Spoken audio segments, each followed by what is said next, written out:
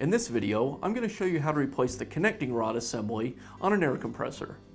The connecting rod assembly is made up of the connecting rod and piston, a composite piston ring, and a chrome-plated cylinder. On an oilless air compressor like this, over time, the piston ring and the chrome plating on the cylinder will wear out. When this happens, the compressor will no longer build pressure like it should. Replacing a connecting rod assembly is easy to do, and we're going to show you how. Let's get started. Before we remove any parts, we want to drain the air out of the tank because some of these parts are under pressure. So I'll go ahead and open the drain on the tank and let all that air pressure out. We'll get started by removing the manifold cover.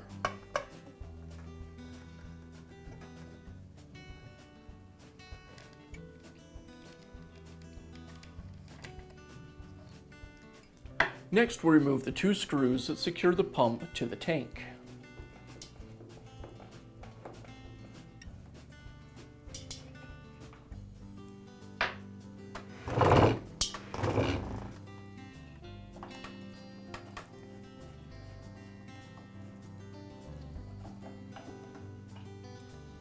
Now just slide the pump assembly to the side and lift it away from the tank. Now remove the two screws that secure the top handle to the pump.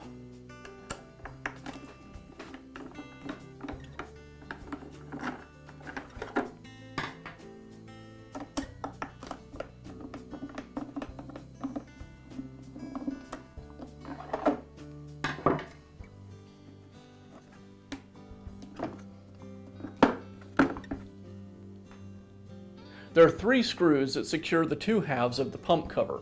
I'll remove those screws and then I can pull the back half of the cover away.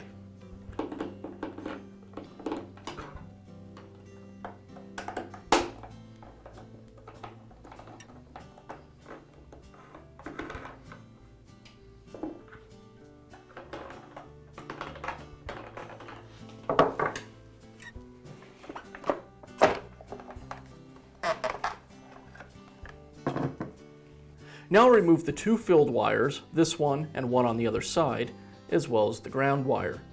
It's a good idea to make note of the color and location of each of these wires so you can refer to it when you reassemble. I'll use a couple pair of needle nose pliers to pull this connection apart.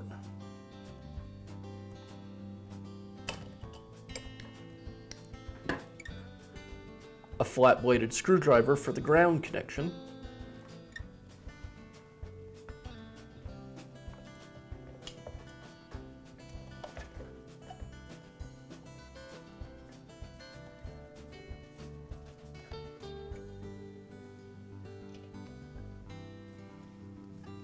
Now I'll rotate the pump out of the housing so I have access to the second filled connection. And again, I'll use my pliers to pull that connection apart. With the wire connections removed, now I can pull the pump away from the housing. Now that I have the pump assembly removed from the rest of the compressor, the next step is to remove the head bolts.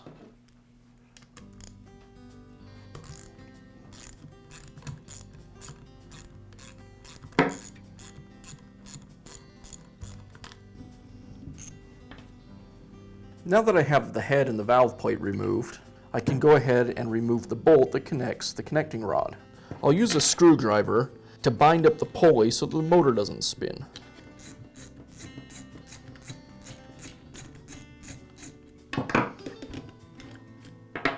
Now I can pull the connecting rod assembly away from the rest of the compressor. Now we can install our new connecting rod assembly. You'll notice on one side of the rod it says "this side out," and that side should go away from the motor. I'll insert the connecting rod assembly through the pump. Now resecure the connecting rod with the bolt.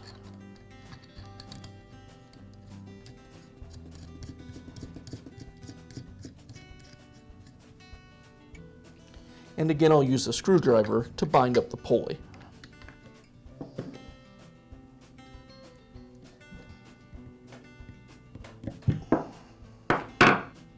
Now I can begin reassembling the pump assembly.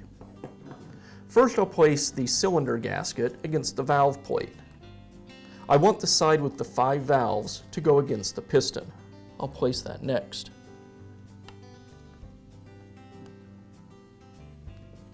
Now the head gasket.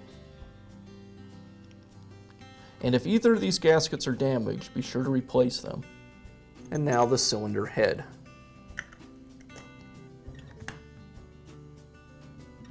Just take my time and get everything lined up.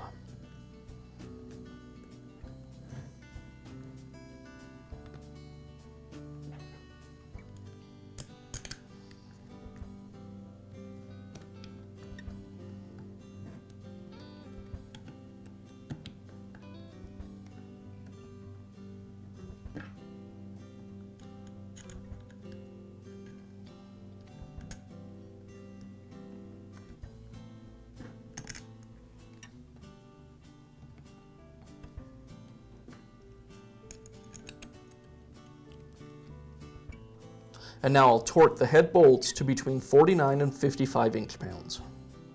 I'll torque the head bolts in a crossing pattern.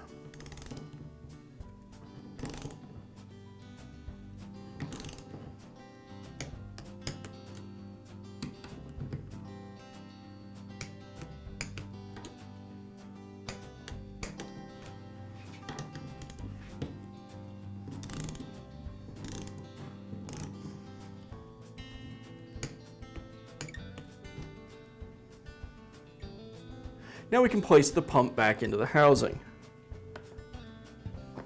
I'll slide it in just far enough so we can make our first wire connection to the field. That's the white wire.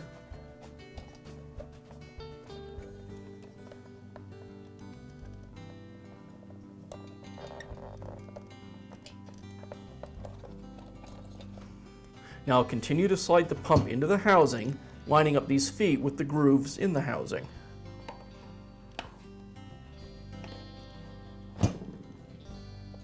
Pull my wires through, and now I can connect the yellow wire to its field connection. And now I'll re-secure the ground wire connection.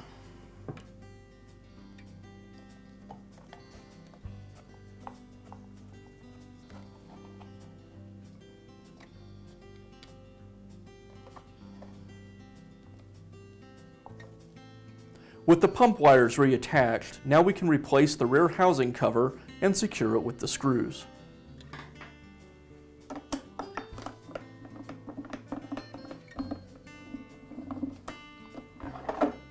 Now we can install the handle to the top of the pump and secure it with the screws.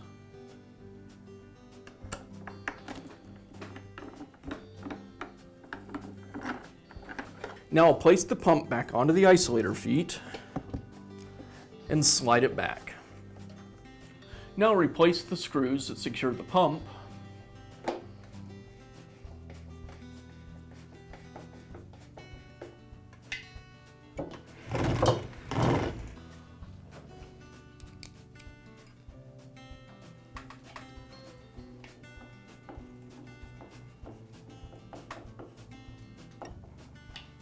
And finish up by replacing the manifold cover.